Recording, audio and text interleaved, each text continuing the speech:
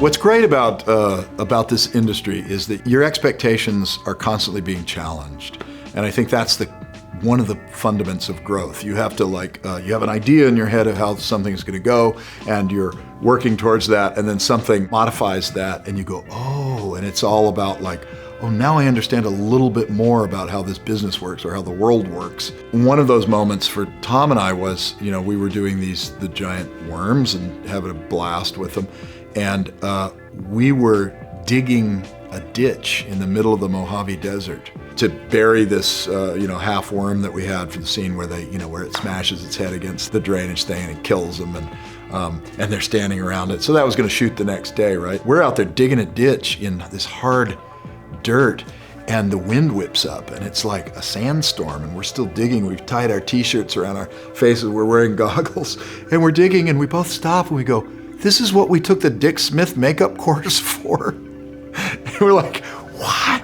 We could have stopped at that point and said, I can't work like this, or you embrace the fun of it. It's crazy, right? So it's a great story to have afterwards. And then the backhoe showed up. He dug, in about 20 minutes, dug what we had been struggling for. Yeah, so this is what you have to do. You're a makeup artist. You train for one thing, and then you realize, I got to do something completely different. And how do you respond to that? How do you react? We dug ditches. I'm Alec Gillis, and I am in the chair.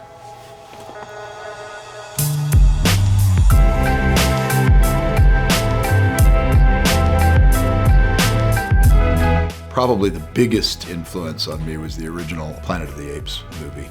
I suppose there were things before that I saw on TV that had me pretty freaked out. Like I always go back to Hush Hush Sweet Charlotte, which was a creepy Bette Davis movie when she was, a little older, and there was a decapitated head and a hand chopped off, I think. And it always bothered me to see those kind of gore makeups.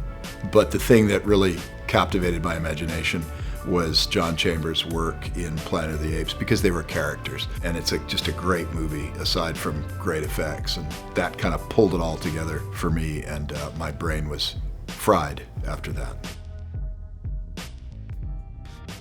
I think anybody around my age would say the same thing, that we were inspired by people like John Chambers and Dick Smith. Those artists of that time, the Westmores, they were kind of breaking ground. Sometimes we might look back on some of the work that was done and you lose sight that how groundbreaking it was, because you're comparing it to things that exist now, because the level of artistry has risen considerably. But it's because of the work that those people did. I mean, even if you look at Lon Chaney's stuff and the techniques he was using, it's pretty amazing. Also, Frankenstein is a design that came from the 1930s, and it's really hard to beat that design.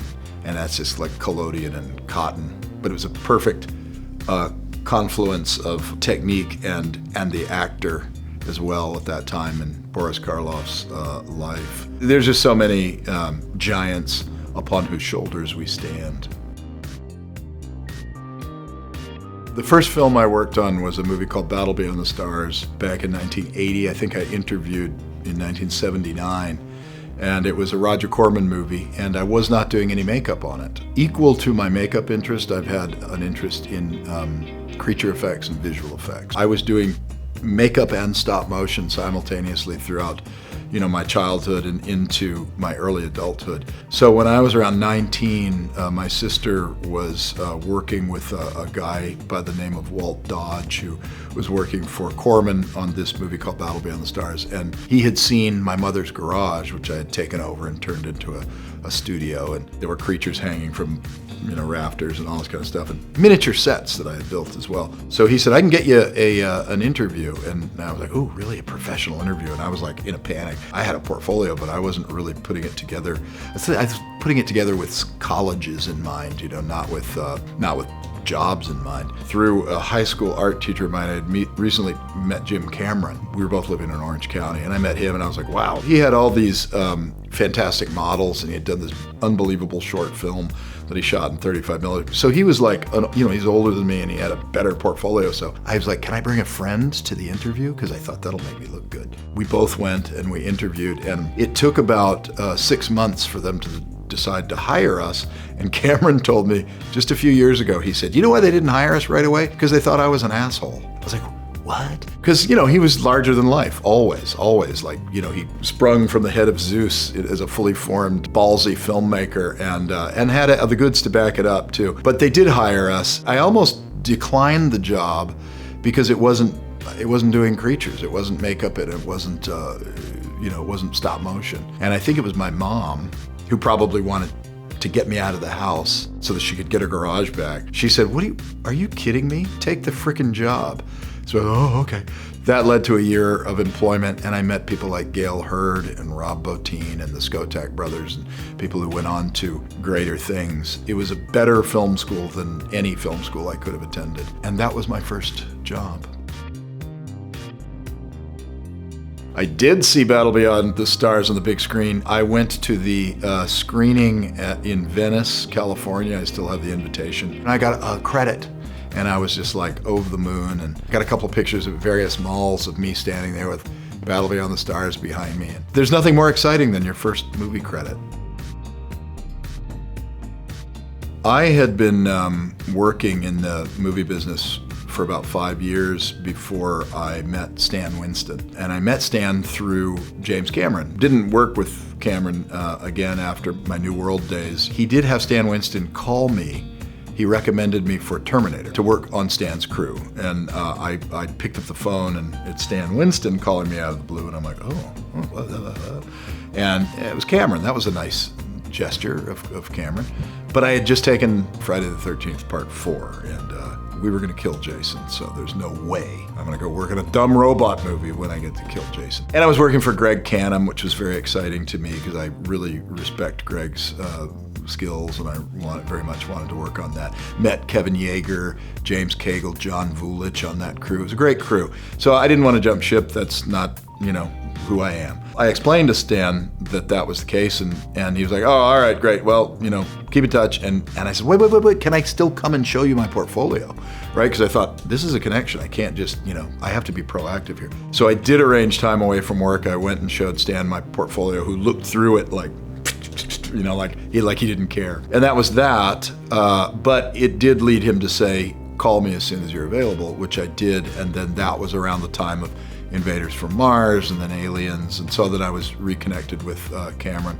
At that point, at Stan Winston's is where I met Tom Woodruff Jr. And Stan tended to team us up on things together. Like on Aliens, for instance, Tom was sculpting the warrior heads and doing aspects of alien suits, and I would jump over and help him on that. I was doing all the Bishop effects where we tear Lance in half, and Tom would jump in and help me on that project. And that continued. We were bouncing around. Stan saw that we worked well together. And I remember at one point, Stan mentioned something in these conversations. He said, the thing about you guys is that what I value about you is exactly what's going to take you away from me. And I remember thinking, what's he mean by that? I'm not leaving. I have no plans to leave. Later, when Stan had directed Pumpkinhead, and he was directing Upworld, A Gnome Named Norm. Around that time, he wanted to focus on directing. And he was had made an announcement to the industry that he wouldn't be doing effects for anyone else except for, his own movies. And we were like, that means we don't get to work with the Spielbergs or the Zemeckis or the Camerons. Simultaneous to that, Tom and I had co-written a script that had some interest. And we were like, well, maybe now is the time for us to break away because our script's going to get made, and we'll bring the work back to Stan Winston. The creature effects will, how fun will that be? And it was very naive of us because everybody says they're interested in your script. So the script didn't get made, but we had already left Stan's and kind of thought, well, you know what? It's a new chapter. We're on good terms with Stan. Stan says he'll recommend us. His quote was, I will recommend you for any work that I cannot do, but I can do all the work. So we left and formed ADI. So the joke is that ADI was formed on a failure, which is a good lesson. there really is no such thing as failure unless you just don't learn from it. But it really was that like, oh God, we're out of jobs. My wife was pregnant at the time, and we had just bought a house, and it didn't even occur to me that that might be a bad idea to just walk away from a paying job, because we were ignorant and confident, and those are your superpowers when you're young.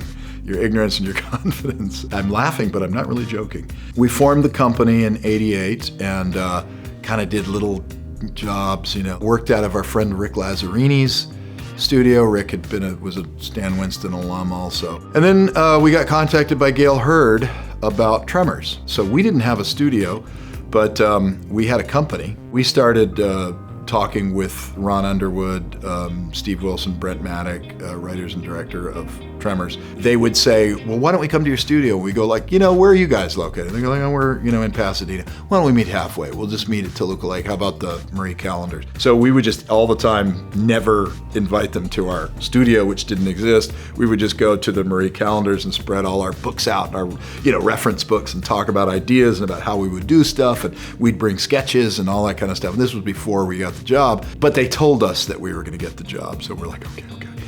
And then we got the first check, and that's when we took that, and Howard Berger, Greg Nicotero, Bob Kurtzman at K&B were kind enough to let us sublease space from them. They were slow at the time. I think it was the last time K&B's been slow. We hired them, and they were sculpting, and we were having a blast because we knew those guys from way back. They'd worked at Stan's also. That was the beginning of ADI. After Tremors, we kind of languished for 7 months. These are the things you may not know if you read our IMDb. It looks like we just cruise from job to job, but there's slow times, and we're like, well, everybody hates us, I guess, And then we got Alien 3. And we got Alien 3 because they had initially gone to Stan, and Stan said he would do the effects if he could direct the film. And they're like, well, we already have Vincent Ward at the time as director, so that's not going to work. So Stan passed, and that was a great opening for us. That jump-started our more busy period through the, the 90s. What Tom and I do is we art direct. And of course, we used to do this in the sort of bullpen for Stan Winston, where we'd sit down and sketch and show him the designs, and he would art direct, and we would change and modify, and so that's what we do now. And a lot of times what we'll do is do thumbnail sketches. Then we have amazing artists that are technically more proficient than we are. So like one of my favorite design processes on one job was I could do a sketch and turn it over to somebody like, say, Paul Komoda, who's a fantastic illustrator. Here's the design, right? Komoda-ize this. And then I hand it over to Paul, and he comes back, and it's like 30% more bitchin'. That's great to me. I don't have to be the sole artist in all of this stuff. It's something I learned from Stan Winston as well. I think Tom feels the same way, that some people want it to be all about their genius and all that. We're a little more collaborative. We enjoy having artists and seeing what the artists bring to it. And once our design phase is underway, if you imagine a pyramid, the base of the pyramid is just every idea you can possibly come up with. And some of them are going to be bad, and those are good because you learn as much from ideas that the director hates as you do from what the director loves. So you pin them all up on the board, and everybody stands around, and you get blunt comments from people, like, oh, look at that looks like Popeye. Oh, look at the fucking nose on that, and you're like, and some artist is over there going like, how dare they? Popeye. My job is like, don't worry about it, right? Like, who cares what? They're just communicating. Every note, even clumsily delivered, it has value. Then in that first base of the pyramid, you go like, oh, okay, look, out of our 50 sketches, they're generally loose sketches, monochrome. We don't get into color too early. We try to encourage and direct clients to think about silhouette and form rather than what the color is going to be, because it can be any color, right? Let's say out of those 50 sketches, the director really responds to 20. Well, that's the next layer of your pyramid. Then we start riffing off those 20 and going, okay, they like within this range. But the goal is always to move forward to that one single drawing or design or Photoshop or whatever it is that director really likes. Maquette, sculpture that the director's like, that's it, that's my character. And if you don't do that, if you don't funnel the process, then it just expands. It can expand outward, and it just goes everywhere. And then once we have the design, I still try to manage expectations with the client and say, well, the design process is not quite yet done, because now we take it into sculpture. If we're just designing something for digital, the digital realm, digital designs and sculptures and things that are just going to be turned into digital creatures, that's it for us. But if we're going to build the thing, then we need to take that design and you need to manage those expectations of the director and say, okay, now we're going to take it out into the studio and we're going to start sculpting it full scale. In my opinion, you want to keep the design phase work a little bit loose still, so that you can utilize other artists who may have another point of view. I think something that's happened that I'm not a fan of is because of Photoshop, and you can get things that look photoreal. People are seduced by the photo reality of the artwork, and they skip over some of the fundamental design aspects of it. They'll approve something that is a little wonky or doesn't have a great silhouette, but man, look at those scale textures that you pulled off a Galapagos sea iguana or something. And that's kind of a cheat, right? So we like to not get ahead of ourselves in that and just make sure that the fundamentals of the design are good, because detail comes later, color comes later. Once it goes out and we get another point of view, there's no bottleneck of that single artist who is like, you know, the Photoshop whiz who's like going, there it is, it's done now. Now you have to match this exactly, and any variation from this is considered failure. I say, no.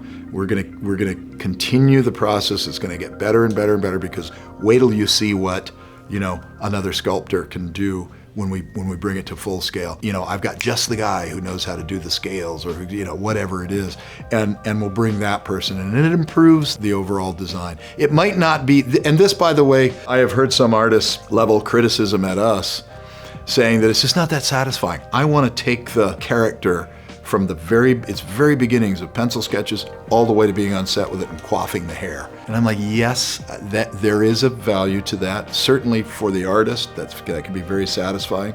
But not all artists score high marks in every single aspect. There are a few. Steve Wang comes to mind, Norman Cabrera comes to mind. These are people who have followed those steps all the way through. But not every artist can do that. And then I also like to pull in people with different skill sets and see how that modifies and what unexpected things happen. While we're doing the full scale, we're usually working out color in Photoshop so that we're ahead of the paint schedule. Like you need to know where you're going to go paint-wise. We are usually developing the color schemes. Then once the design is approved, then we'll start playing with color while we kick it out into the shop and the full scale is being built. I say full scale, it could be a makeup. All this applies to makeups as well. Once we have all the elements together and it's paint time, like say it's a makeup, we will get our paint scheme approved.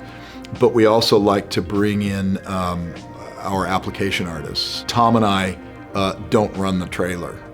We design the character, we bring it to set, we suggest key makeup artists that we like, that we've worked, application artists that we like. Those folks come in, they run their trailer, and they do their hiring of other talent. We like to say, here's, you know, your aspect of it.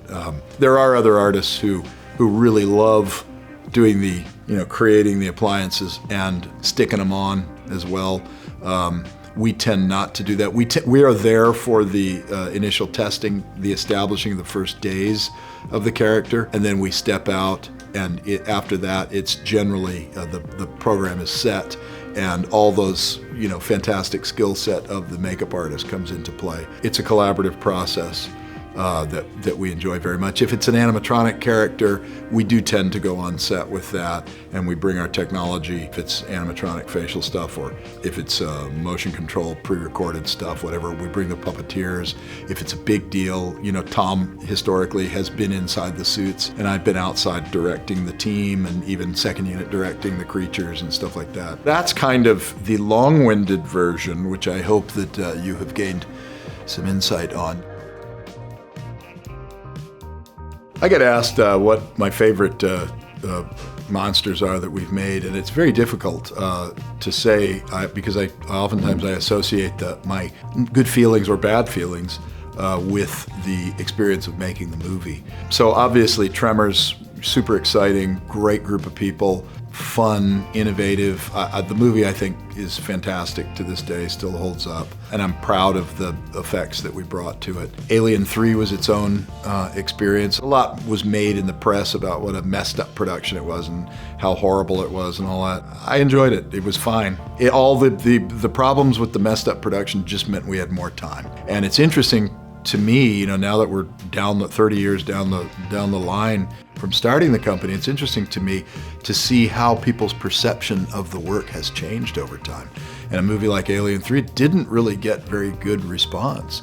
And now people are really appreciating it. I get, people on Instagram saying that they think that the dog alien in that is one of the best depictions of the alien that's ever been. Pumpkinhead was a blast. That was a blast because it was Stan's first directorial debut. He was just having a great time, and that was a wonderful thing for me to see. I'm so grateful to Stan because he was the first one that taught me that you can actually have fun while doing great work. There was no reason to beat people up, no reason to make people bleed or bleed yourself. You don't have to starve. You can actually do things in a way that brings joy to your life. And then that actually shows on the screen. We were out there in the middle of Topanga Canyon, and Shane Mahan had designed the witch makeup on Haggis, and it was really a nice makeup. I was assisting him apply it, right?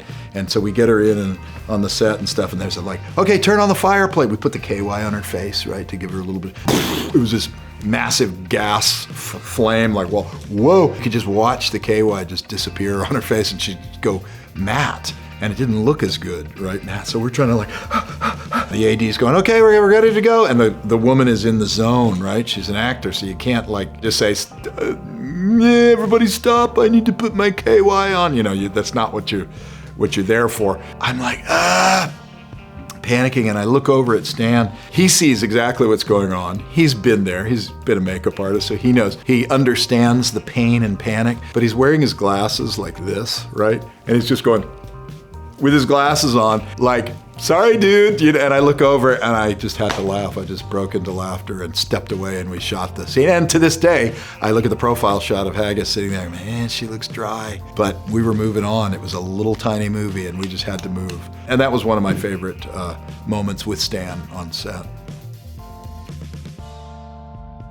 You cannot have great collaborations unless you have a willingness to be flexible on all sides. If you come into a project and you have very rigid requirements as to your personal ideas about how something should be accomplished, or you're probably going to compromise it in some way that you don't expect. You think you're doing it for the quality and the good of the project, but because it's a bunch of people having to work together to solve problems, you just have to make sure that you are not part of the problem. It's usually a power structure, right? It's usually a producer, director, and you are hierarchically below those people. A wise producer, a wise director will understand how important a role you play, and that you must be accommodated to a certain degree to do your job to the best of your ability. And sometimes you might have to communicate that. You might have to say, look, I need more time. For instance, schedule the most complicated work towards the end of our schedule. Can we break off and have second units where I can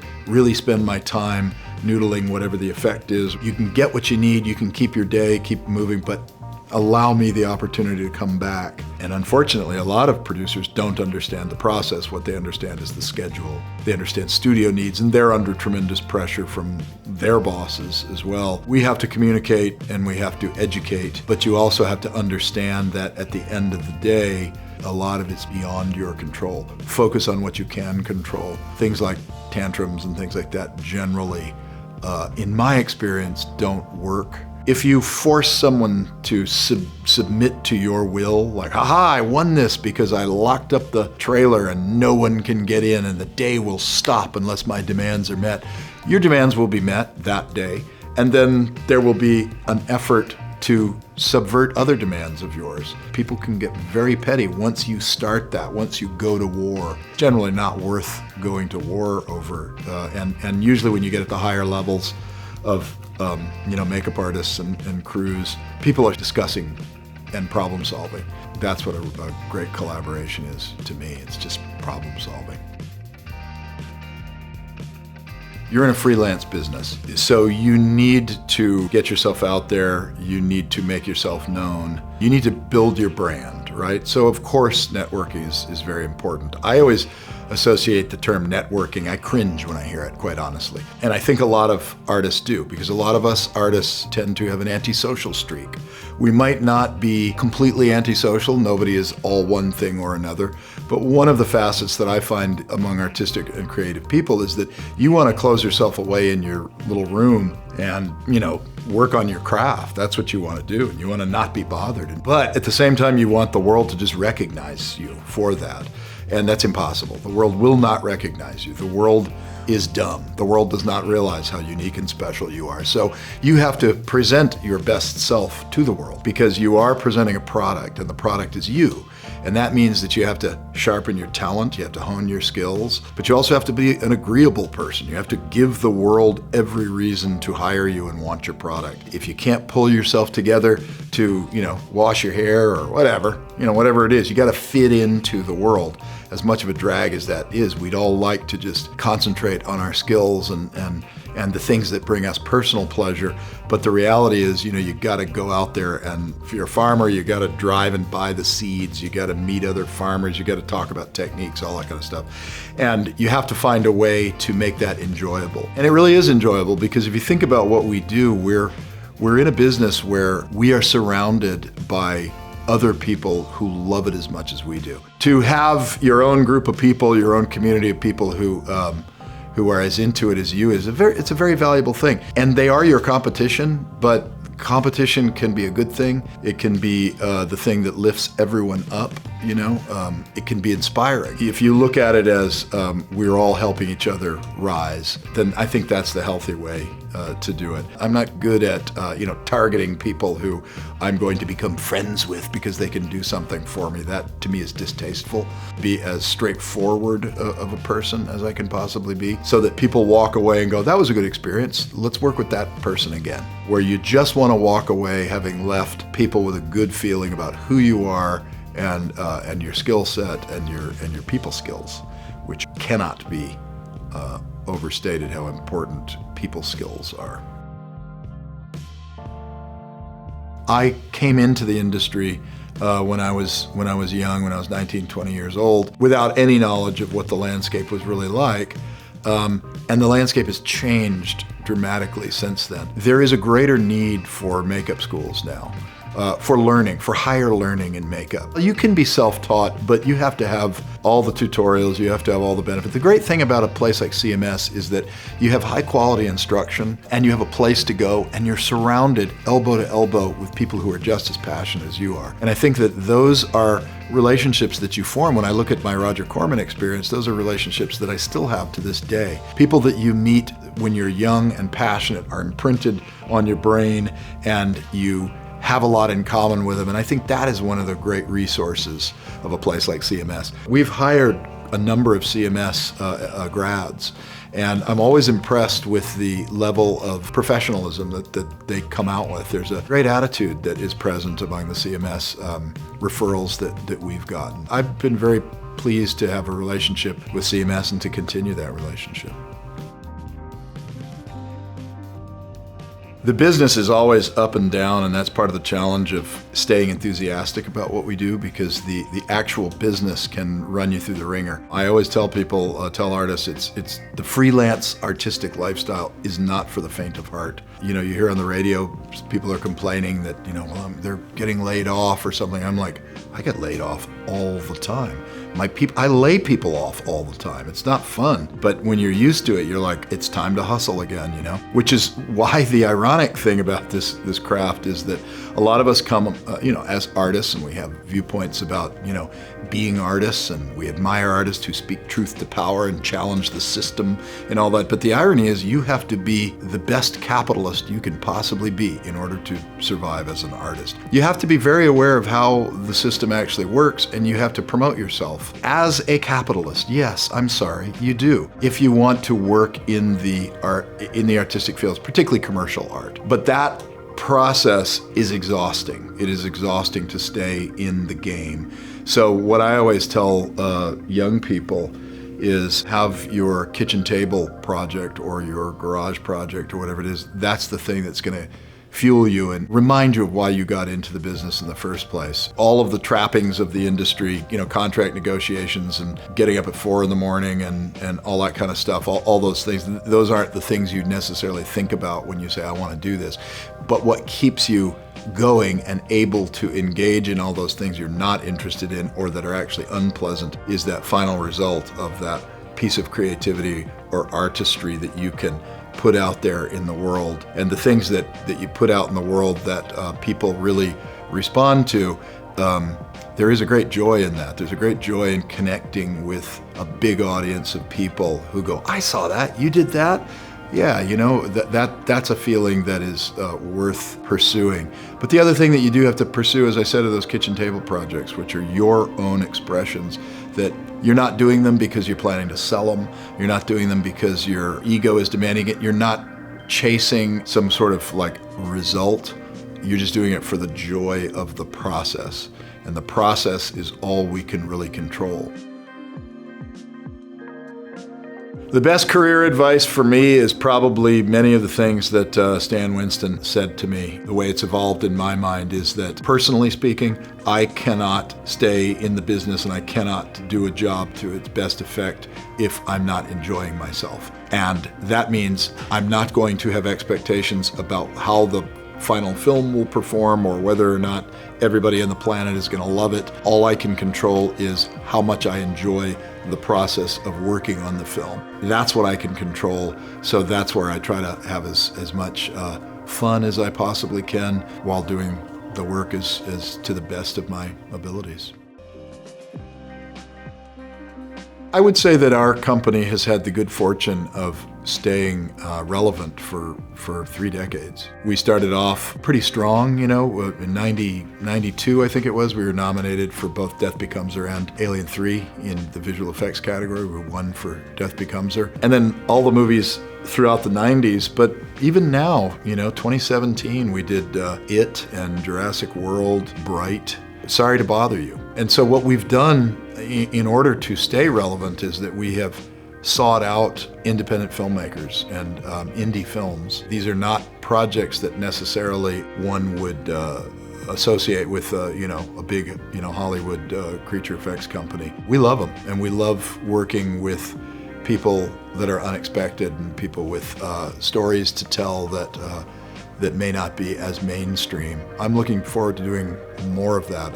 I could be corny and say another 31 years, but no, I'm out long before that.